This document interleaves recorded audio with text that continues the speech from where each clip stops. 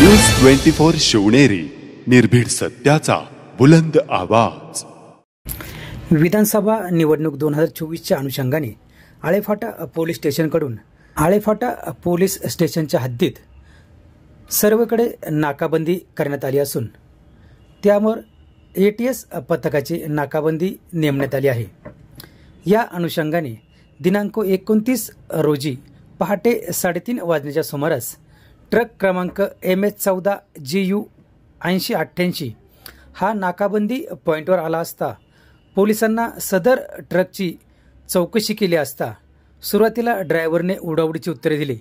त्यानंतर पोलिसांना संशय आल्याने त्याची कसून चौकशी केली असता त्यामध्ये 23 किलो 719 वजनाचा गांजा हा सापडून आला।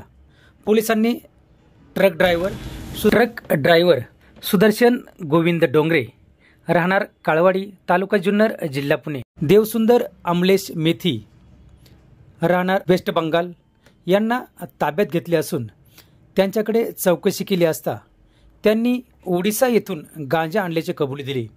सदर गुन्ह्यातील आरोपींना अटक करण्यात आली असून त्यांच्याकडून एकूण 5,92,975 रुपये किमतीचा गांजा व 45 लाख रुपयाची गुन्ह्यात वापरण्यात आलेली दुधाची व्हॅन असा एकूण 50,92,975 रुपयाचा मुद्देमाल जप्त करण्यात आला आहे। विधानसभा निवडणुकीच्या अनुषंगाने आदर्श आचारसंहिता जिल्ह्यामध्ये लागू आहे।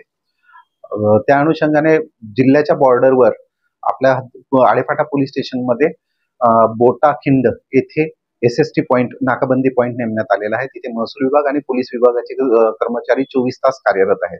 29 रोजी पहाटे 3:30 वाजता दरम्यान एक ट्रक आला।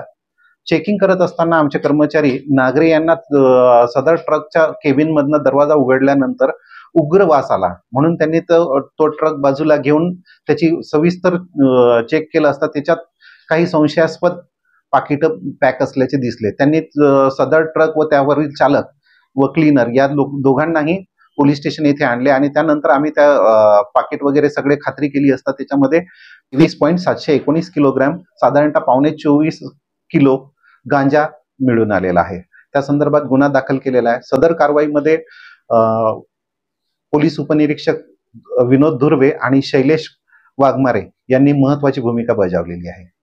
आरोपी आहेत देवसुंदर अमलेश मैथी, हा राहणार पश्चिम बंगालचा आहे। सुदर्शन डोंगरे हे काळवाडी जुन्नर तालुका। त्यांच्याकडे अधिक चौकशी केली असता त्यांनी ओरिसा येथून सदरचा गांजा विकत घेऊन इथे डिस्ट्रीब्यूट करण्यासाठी आणलेला होता असे त्यांनी सांगितलेलं आहे।